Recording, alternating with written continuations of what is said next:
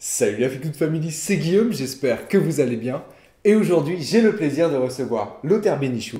Donc Lothar Bénichou est pharmacien, spécialiste de l'acné. Il a des clients partout dans le monde. Et aujourd'hui, je voulais voir avec lui comment prévenir et traiter l'acné naturellement.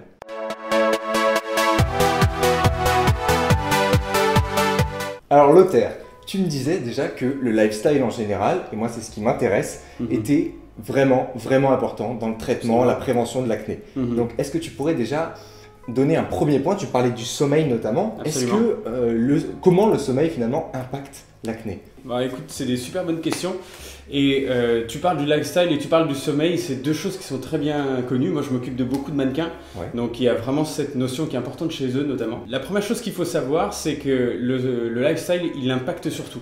C'est-à-dire la manière que vous avez de vous occuper de votre vie, c'est-à-dire vous allez vous lever à une certaine heure, vous allez vous coucher à une certaine heure, ça va impacter votre sommeil, l'alimentation que vous avez en fait, ce que vous mangez d'habitude, toutes ces petites choses-là vont avoir un impact en fait. Donc la première chose que je peux te dire par exemple sur le sommeil, c'est le fait que plus on va se coucher tard et moins on va avoir un sommeil de bonne qualité. Donc c'est pas une question de quantité de sommeil, c'est plus une question de qualité de sommeil. Par exemple, un truc très simple, je pense que ça t'est déjà arrivé de te coucher un peu tard et puis de te réveiller à 8 heures et te dire oh non, je suis trop fatigué, je vais dormir une heure ou deux de plus et ça va m'aider pour ma journée. Et bah, typiquement, quand tu te réveilles 2 heures après, tu es presque encore plus fatigué et tu perds ta journée ou tu es encore dans le brouillard. Quoi. Tu sens que c'est les 2 heures qui t'ont plombé. Quoi. Exactement, et puis elles t'ont pas servi en fait. Donc tu as essayé de gruger un petit peu, mais ça n'a pas fonctionné. Donc en fait, ça vient du fait que la qualité du sommeil qu'on a en fait dans la partie de la nuit qui se trouve entre 22 heures et 3 heures, 4 heures du matin, c'est la partie où on va récupérer le mieux en fait. C'est vraiment un sommeil d'extrêmement bonne qualité. Et c'est notamment parce que c'est là où on va sécréter beaucoup de mélatonine. Donc c'est vraiment une hormone qui va réguler beaucoup de systèmes dans le corps, et notamment l'humeur. Et pas mal de fonctionnement au niveau de la peau puisqu'elle est anti-inflammatoire. Donc vous l'avez vu, point numéro 1, hyper important, le sommeil. Et point numéro 2, tu sais que moi, c'est hyper important pour moi, je le traite beaucoup ce sujet-là, c'est le sujet de l'alimentation.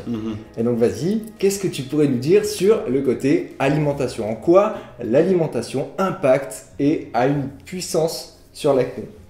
Très très bonne question, et c'est quelque chose que je vois beaucoup dans ma pratique en fait, c'est que j'ai beaucoup de gens qui viennent me voir et qui ont déjà une alimentation qui qualifie eux de extrêmement saine, ils ont un mode de vie super sain. Et finalement quand on plonge dedans, c'est pas tout à fait le cas. Et surtout, quelque chose de sain pour une personne, ça ne veut pas dire sain pour une autre, et on a tous une définition différente de ce que ça veut dire sain. Donc première chose, l'hydratation, moi j'en parle vraiment beaucoup. En tout cas avec mes clients, je sais que c'est quelque chose que j'aborde peut-être pas assez dans mes vidéos, mais j'en parle beaucoup.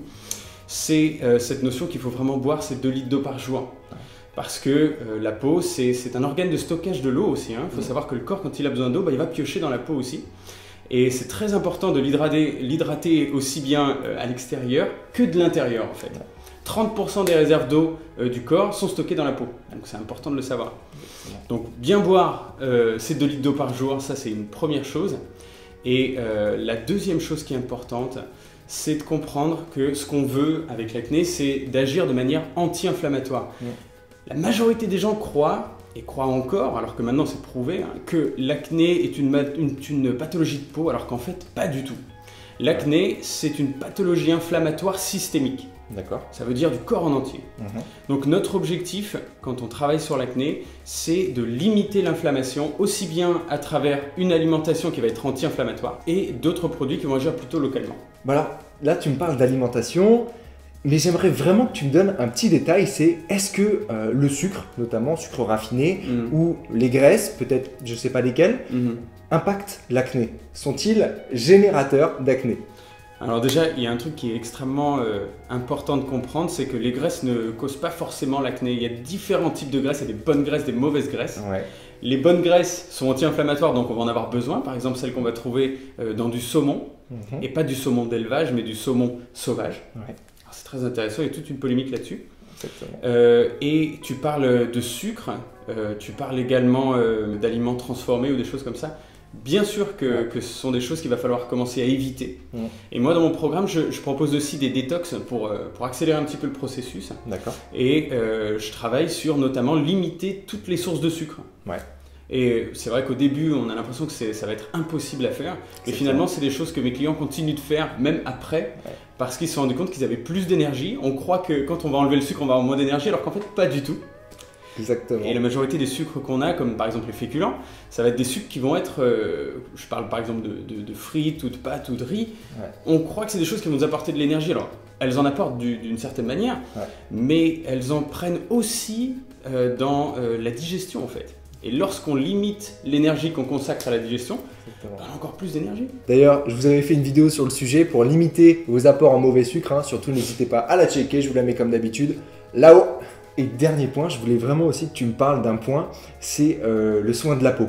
Parce que tu sais jamais vraiment, d'un côté tu entends qu'on te dit frottez bien, il faut vraiment exfolier votre peau, tout ça. Et on a plein d'ailleurs de produits cosmétiques à disposition pour nous aider contre l'acné. Quel est ton point de vue sur le sujet? Alors là, c'est vraiment un point qui est fondamental et j'en parle tout le temps. Je vous ai dit au début, l'acné, c'est une maladie inflammatoire. Donc ce qu'on veut, c'est limiter l'inflammation, limiter l'irritation. L'irritation, c'est la première cause de l'acné. Donc ça, c'est extrêmement important de le savoir. Donc ça veut dire que si on frotte, c'est mauvais quoi. C'est ce qu'on appelle une irritation mécanique, oui. On nous vend beaucoup d'exfoliants, on nous vend beaucoup de crèmes qui vont être à base d'acides de fruits, des choses agressives. Vous l'avez bien compris, c'est des choses qu'il va falloir éviter. Mais même si on a compris qu'il fallait l'éviter, et ben encore on est nombreux à le faire et beaucoup de mes clients viennent me voir avec des peaux abîmées à cause de ça. Et moi quand j'étais plus jeune, et d'ailleurs je pense que tu sais que si je m'intéresse tant à l'acné et si c'est mon métier maintenant, c'est parce que j'en ai énormément souffert, bien que je sois professionnel de santé. Exactement. Donc pour moi c'était vraiment un immense challenge. Que tu es venu d'ailleurs à t'intéresser à l'acné. Complètement, vouloir, bien sûr. Ça m'a absolument passionné. Puis je me disais, dans un monde où on est capable de soigner des cancers, comment ça se fait qu'on ne peut pas soigner l'acné? Pour moi c'était absolument absurde et je voulais vraiment percer ce secret-là. Et pas seulement trouver quelque chose qui marche pour 80% des gens ou 90% des gens, mais pour que ça marche pour tout le monde. Et pour ça, il fallait vraiment plonger dedans et ça m'a pris 10 ans. Je vous invite vraiment, je vous mets comme d'habitude, je le dis maintenant et je le redirai à la fin, mais tous ces liens dans la description. Surtout, allez le voir si jamais vous avez des problèmes d'acné, c'est vraiment le chef pour ça. Voilà. Alors au final, il y a plein de choses sur le marché, plein de produits, vraiment une offre sur l'acné qui est dingue.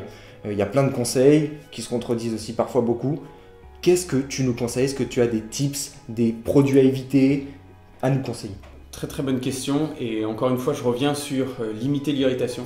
La première chose qui est importante, c'est de comprendre que c'est pas parce que vous lavez plus la peau que vous allez plus vous débarrasser de l'acné ou qu'elle va être plus propre. Il y a cette notion de propreté dans l'acné et les gens ont la sensation d'avoir la peau sale, alors du coup ils se lavent encore plus. Et ça c'est extrêmement délétère. Première chose, se laver trop souvent. La bonne fréquence c'est matin et soir. Stop, on ne fait pas entre midi et deux. Si vous le faites après le sport, ça veut dire que c'est soit le soir, soit le matin. Mais c'est vraiment quelque chose de fondamental. Limiter l'irritation, limiter la quantité d'eau sur votre peau. Deuxième chose que je vois beaucoup, c'est les gens qui se lavent la peau dans la douche. La peau, ça se nettoie pas dans la douche. Il y a beaucoup de raisons pour ça. La première, c'est que le pommeau de douche, on n'a pas la même pression du jet. On va venir irriter sa peau en le faisant. On n'utilise pas la même température pour la peau du corps que pour la peau du visage. Et rien que ça déjà c'est beaucoup. La deuxième chose c'est la vapeur d'eau. La vapeur d'eau on dit c'est super, ça ouvre les pores. Pour une peau irritée, il faut absolument éviter de la choquer avec de la vapeur d'eau par exemple. D'accord, donc quand tu dis ne vous lavez pas dans la douche, on est d'accord que c'est juste le visage. Absolument. Ok, parfait. Bien sûr. Tu as bien fait de le rappeler, ça peut porter pas de souci, vous pouvez y aller, hein. Le savon ça marche toujours. Et du coup tu me demandais un petit peu les produits. Exactement. Première chose, comprendre qu'il faut des produits doux. Et que même si vous avez une peau grasse, parce que c'est souvent ce qui se passe, ce que j'aime bien dire en fait, c'est que dans les types de peau, je pense qu'on a oublié certains types. Parce que je suis sûr que ça vous est déjà arrivé, peut-être que c'est vous, peut-être que c'est des amis à vous, ça vous est déjà arrivé de voir que vous avez une peau qui est plutôt grasse, et puis dès que vous la lavez, elle devient extrêmement sensible, et elle commence à peler et elle devient très sèche. Alors on se dit mais attends je comprends pas, j'ai une peau grasse et là elle devient très sèche. Et ben pour moi c'est ce que j'appelle une peau troublée en fait. c'est une peau qui n'arrive pas à retrouver son équilibre. D'accord. Et généralement, ces peaux-là, elles subissent beaucoup de choses comme de la dermite séborréique ou de l'acné en fait. Donc ce qu'on va vouloir, c'est comprendre qu'on va devoir être excessivement doux avec sa peau. Et donc rechercher donc un rééquilibrage qui fera qu'on va limiter ces pathologies. Exactement. Okay. Et donc pour terminer, est-ce que tu as un conseil ultime à donner maintenant? Ouais. Alors, j'aurais des milliards de conseils à vous donner parce que ça ne peut pas être bien sûr fait en quelques petites minutes, mais celui qui apporte le plus de valeur à mes clients, et c'est quelque chose de très contre-intuitif en fait, c'est le fait que, comme je l'ai dit, il faut être doux avec sa peau, et lorsque vous utilisez votre nettoyant par exemple, ne le faites pas mousser sur votre visage, ne mettez pas le nettoyant sur vos mains et vous frottez sur votre visage, c'est la pire chose que vous pouvez faire en fait. Ce qu'il faut faire, c'est le faire mousser dans ses mains. Et quand il y a plein de mousse, simplement de venir le poser. Et par capillarité, on va venir enlever toutes les saletés, toute la couche aussi de film hydrolipidique qu'on va enlever, donc ce sébum qui peut être là, et le faire de manière très douce pour ne pas irriter sa peau. Donc sans faire ce geste-là. Ce geste-là pour une peau normale, ça va, il n'y a pas de problème. Mais quand vous voyez ces pubs sur Neutrogena ou des choses comme ça, où c'est des filles qui ont des peaux magnifiques et qui font ça, pas de problème, elles peuvent le faire. Et j'ai des clients qui le font. Mais quand on a une peau qui a de l'acné et une peau qui est irritée, c'est la dernière chose qu'il faut faire. Bah écoute, voilà. Méga conseil parce que ok, dès ce soir j'arrête de frotter parce que moi je vais frotter comme ça, ok, très bien. Bah, super, mais merci beaucoup. Merci, c'était un plaisir en tout cas. Plaisir partagé, merci d'être venu. Voilà, la Feel Good Family, cette vidéo est terminée, j'espère qu'elle vous aura apporté beaucoup de contenu. Moi, d'après ce que j'ai entendu, j'ai appris plein de choses, donc je suis sûr que c'est votre cas. Si vous avez des problèmes de peau et que vous voulez en apprendre plus, surtout évidemment, n'hésitez pas à vous tourner vers l'Other, je vous mets tout dans la description comme je vous l'ai dit tout à l'heure. Si cette vidéo vous a plu, surtout n'hésitez pas à la partager, à me mettre un gros pouce bleu en bas, bien évidemment pour l'Other et accessoirement pour moi. Si vous n'êtes pas déjà abonné à la chaîne, n'hésitez pas à vous y abonner en cliquant juste en dessous de la vidéo et bien sûr en cliquant aussi sur la petite clochette pour ne rien rater des vidéos à venir. N'oubliez pas non plus de me suivre sur les réseaux sociaux, les liens sont comme d'habitude dans la description. Et moi d'ici là je vous dis à la prochaine, let's feel good!